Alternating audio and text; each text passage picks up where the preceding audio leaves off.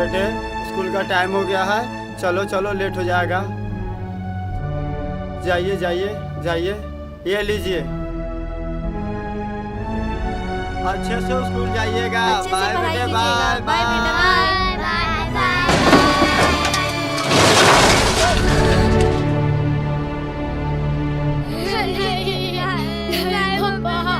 पापा नहीं, ऐसा नहीं हो सकता। नहीं पापा, नहीं मम्मी, आप मुझे छोड़ के नहीं जा सकते पापा।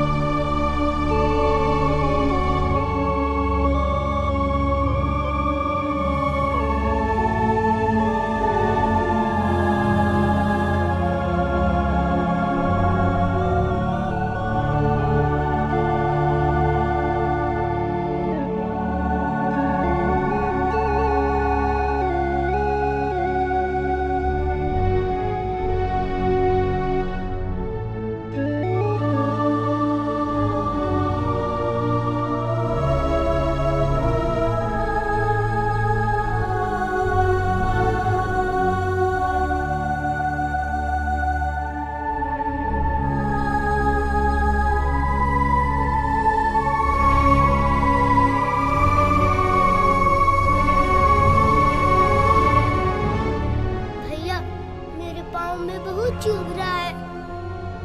कोई बात नहीं बहन, मैं आज ही तुम्हारे लिए चप्पल खरीद दूंगा, ठीक है?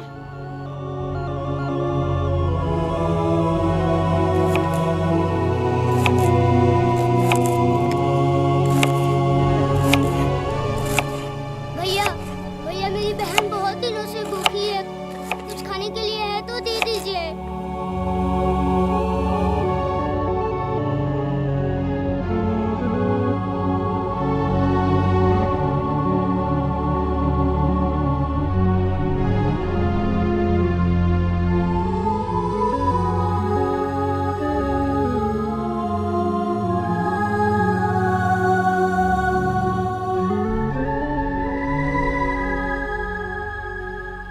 भैया आपको भी तो भूख लगी होगी, आप ही खा लो। भैया हम लोग कब तक ऐसे भीख मांग के खाते रहेंगे? बहन तुम चिंता मत करो, मैं बहुत जल्द तुम्हारे स्कूल में एडमिशन करवा दूंगा। और तुम्हें पढ़ाई करके कलेक्टर भी बनना है ना? हाँ भैया, मैं जरूर बनूंगी कलेक्टर।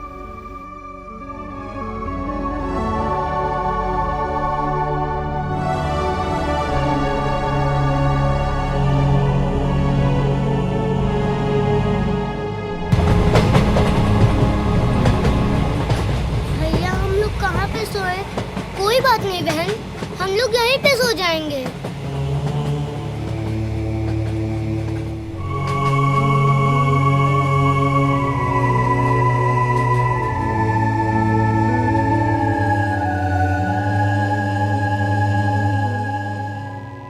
बहुओ सा तोनी का ठीक से सुतिए सा, लड़का चोर चोर चुहार बहुत घूमता।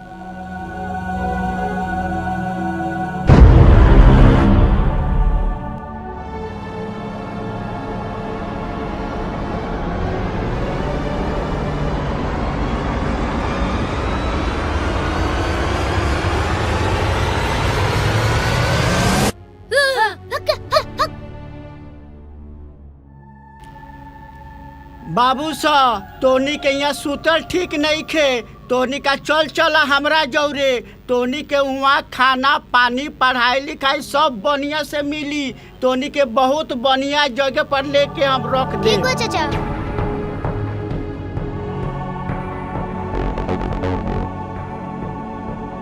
हुजूर प्रणाम। प्रणाम प्रणाम। और का हाल बा हो? जी ठीक बा। ये दोनों लड़का कौन हो सा? ये दोनों लड़का अनाथ बा, रउआ शरण में लियल बानी। एकनी के बढ़िया से पालन पोषण हो जाओ, एकनी के पढ़ा लिखा के बड़का आदमी बना दी। बहुत अच्छा, दोनों बड़का आदमी बन जाए। जा अपन इनाम ले ला। ठीक बा हुजूर। तोहनी के नाम का बा हो? हमार नाम रानी, हमार नाम विजय। वाह, ऐसा ऐसे चिड़िया उड़ा के लियावत रह, तोहार चलत रही। ला है जा ऐश कर। जी हुजूर ठीक बा। तोहनी के पढ़ लिख के का बनबा लोगन हो? बोल कलेक्टर बोलना। हमें कलेक्टर बने के बा। कलेक्टर बने के बाप? वाह वाह, बहुत बढ़िया। हुजूर हमरा इनाम मिल गेल, चला तानी। ठीक बा बाबू तोनी कहीं आराम से रहिए लोगन, हुजूर के बात मनी है। कौनो दिक्कत होई तो हम आब तो भेंट कर ले, लेकिन तोनी का हुजूर के बात मानत रहिए। हम चला तानी, ठीक बा? अभय जी। रानी के अंदर ले जा, अब विजय के हवेली पर पहुंचावा। जी भैया जी।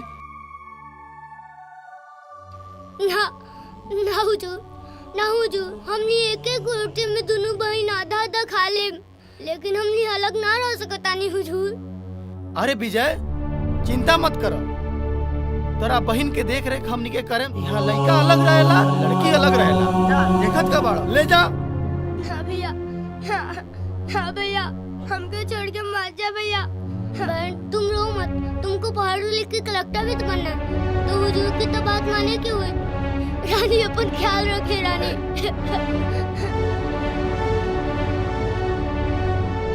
रानी हमारा हलवानी रानी, तू टेंशन मत ले रानी। सराउ लोग हमारा बहन के मारा चढ़ा लोग। अरे गेट खोला हम का बहन से मिले के बा। अरे गेट खोला रानी तू खेले बारू रानी। अरे गेट खोला।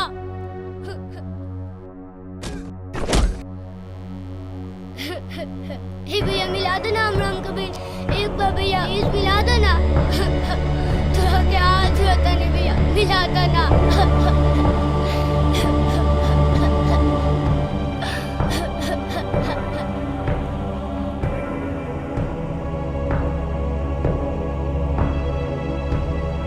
यहाँ पे क्या कर रहा है रे? साहब हम अपना बहन से मिले बनी साहब। झूठ बोल रहा है सिपाही जी, इसका पैकेट चेक कीजिए तो। सर इतना गांजा लिया है। ए, गांजा क्या स्मगलिंग करता है? ना साहब हम कोनो गांजा उजा नहीं लिए, हम अपना बहन से मिले बनी चुप, साहब। झूठ बोलता है। मिला दीजिए ना हमको बहन से। चुप प्लीज चुप साहब। चुप, इतना छोटा उम्र में ये सब गांजा क्या स्मगलिंग करता है? सिपाही जी इसको पकड़ के थाने ले चलिए तो। साहब ले चलिए बैठाइए साला को। चलो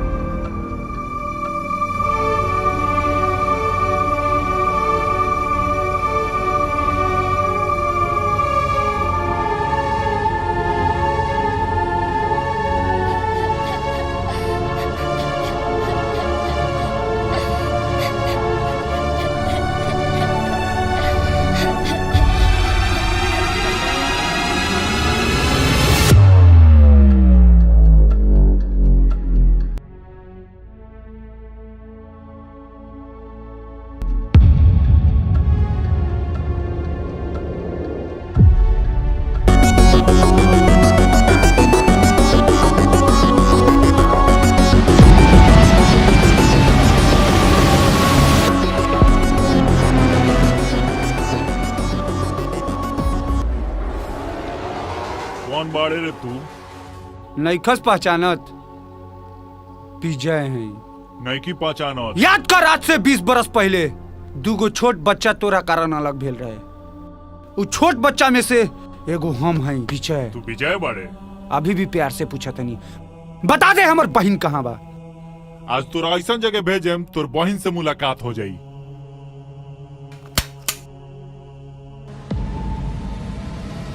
मार तू हमरा के गोली मार।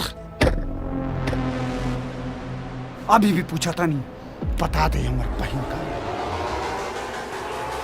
तू हमरे के माफ कर दे विजय।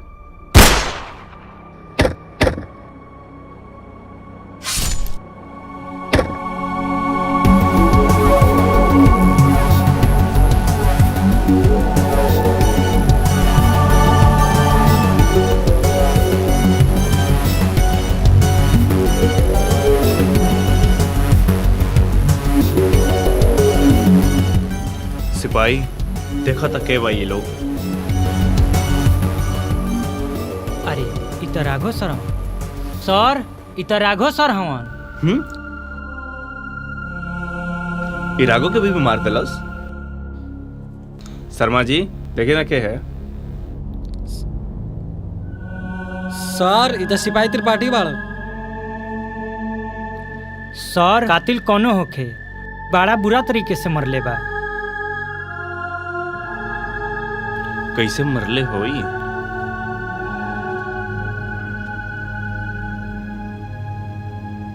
सिपाही पोस्टमार्टम ला भेजो।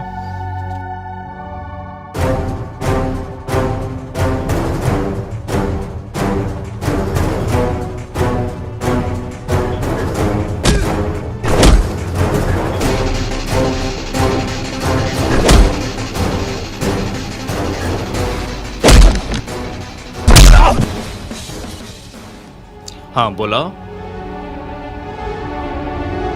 अच्छा फिर से मतलब वो ना मानी। ऐसा कर तो थाना के कंप्लेन लिखा था, हम ओकरा के देख ले।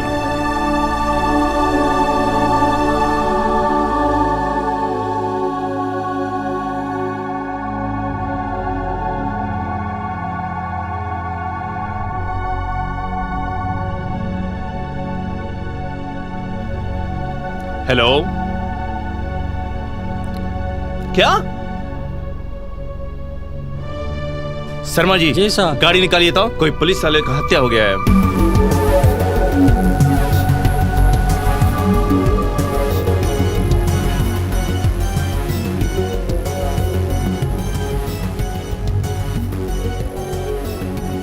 पांडे के भी मार दिलस।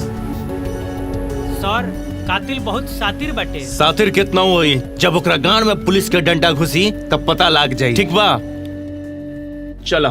पुलिस हमनी के कुत्ता नियन खोजता और रउआ यहाँ बैठ के अयासी करता नहीं।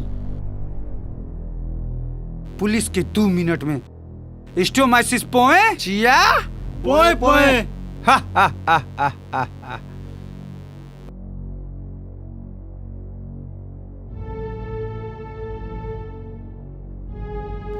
ओह बड़ा चैन कैले बाबू।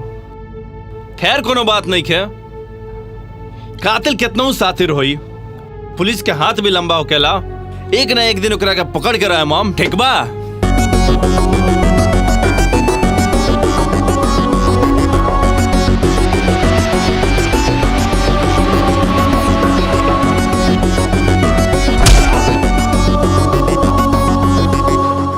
कौन बाड़े रे तू? ना पचले।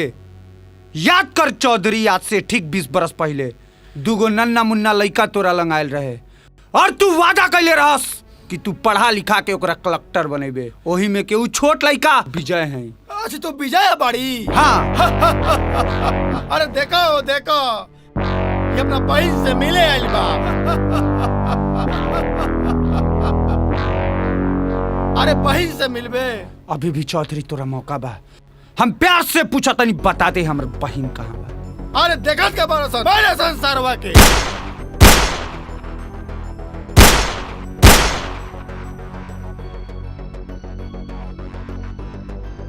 अभी भी तोरा लंग टाइम बा चौधरी, बता दे हमर बहन कहाँ बा।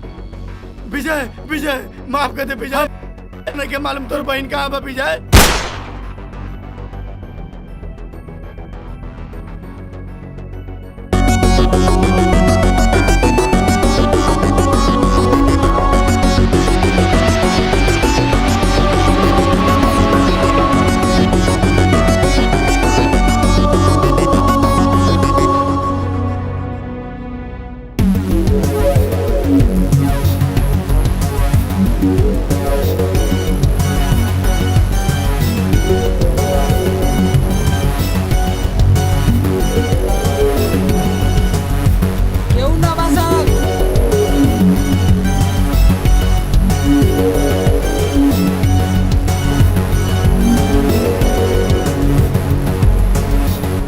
सारे सबूतों एवं गवाहों के मद्देनजर रखते हुए न्यायालय इस नतीजे पर पहुंची है कि विजय अपनी छोटी बहन रानी से बचपन में ही कुछ घूसखोर पुलिस वाले के वजह से दूर हुए और बिना गुनाह किए हुए 20 साल तक जेल में रहना पड़ा।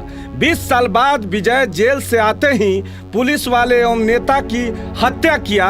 इसलिए न्यायालय विजय को हत्यारा मानते हुए पुलिस वाले को हुक्म देती है कि हत्यारे विजय को जल्द से जल्द अपने हिरासत में ले।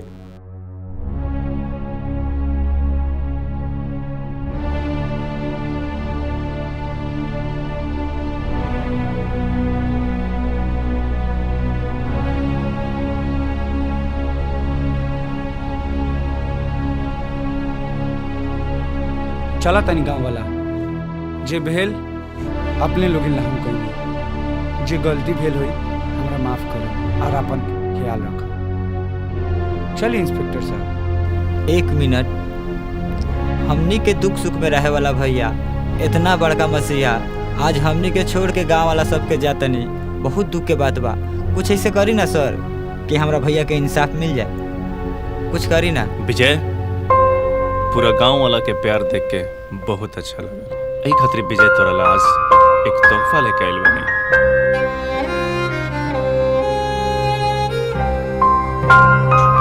भैया रानी, भैया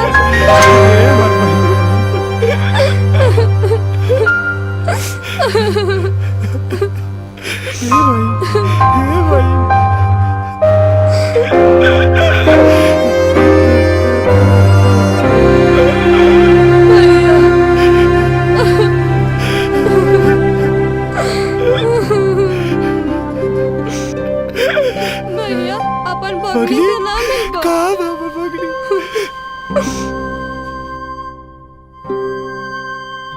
मामा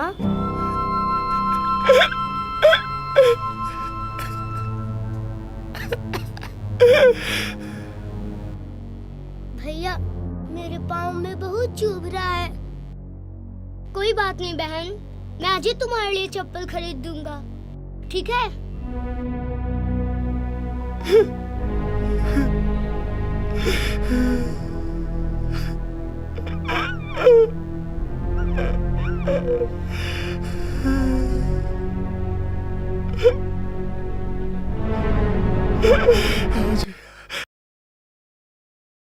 आज हमार बहन मिल गए, ऐसे ज्यादा खुशी हमरा ला का हुई।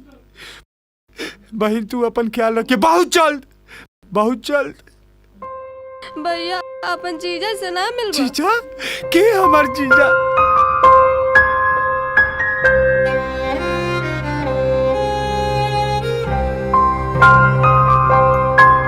ए शंकर, हम तोरा साथे बहुत गलत कइले बानी, तू हमरा माफ कर।